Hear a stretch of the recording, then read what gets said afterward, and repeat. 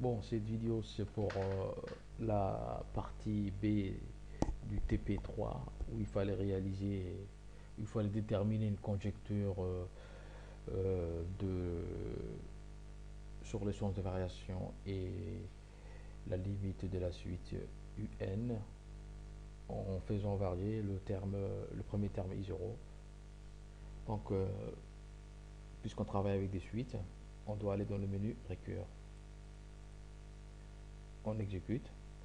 Bon, on doit travailler avec ce type de suite parce que notre suite est une suite définie par occurrence où UN plus 1 est égal à f de UN, c'est-à-dire UN plus 1 dépend uniquement de UN. Alors si vous n'avez pas ça, il faut changer de type, mais pour changer de type, il faut aller dans F3. Donc nous on travaille avec une suite récurrente avec UN plus 1 qui est égal à f de UN, donc qui dépend uniquement de UN. Donc on va prendre la touche F2, le type F2. Donc après on doit écrire la formule. Pour écrire la formule, on doit toucher la touche F4. Donc là on a AN plus 1. Bon, donc on doit prendre AN. Bon, on sait très bien que UN plus 1 c'est égal à UN sur 4 plus 3. Donc ce sera AN, donc F2 sur 4 plus 3. J'exécute. Une fois, après il faut aller dans 7 pour régler. Alors start c'est 0. Start ça concerne le n. Le n commence par 0 parce que le premier terme c'est i0. Donc le premier indice c'est 0. Après on va prendre jusqu'à 10.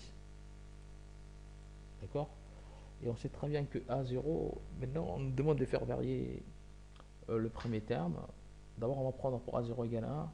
D'après l'énoncé, prenons d'abord pour a0 égale à 1. Donc ça y est déjà. Bon, après on exécute parce que le reste ça ne concerne pas. Après on exécute une deuxième fois. Donc ça nous donne ça.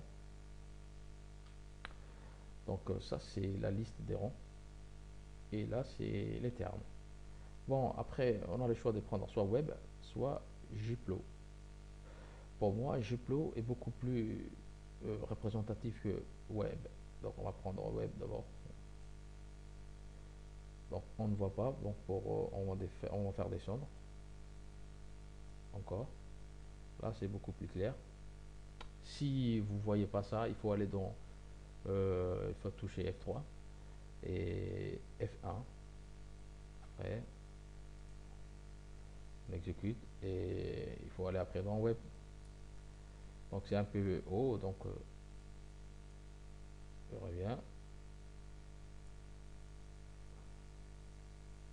Il faut faire descendre. Je vais faire descendre encore une autre fois. Donc après, on exécute plusieurs fois.